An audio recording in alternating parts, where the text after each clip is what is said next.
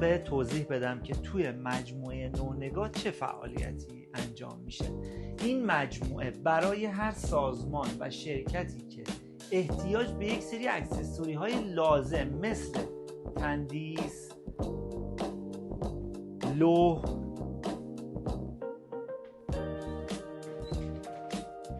انواع اقسام پلاک ها، بج سینه، اتیکت سینه و اینها رو لازم داره، ما توی این مجموعه طراحی میکنیم، مشاوره میدیم و براتون آماده میکنیم. یک فعالیت دیگه هم داریم ما توی این مجموعه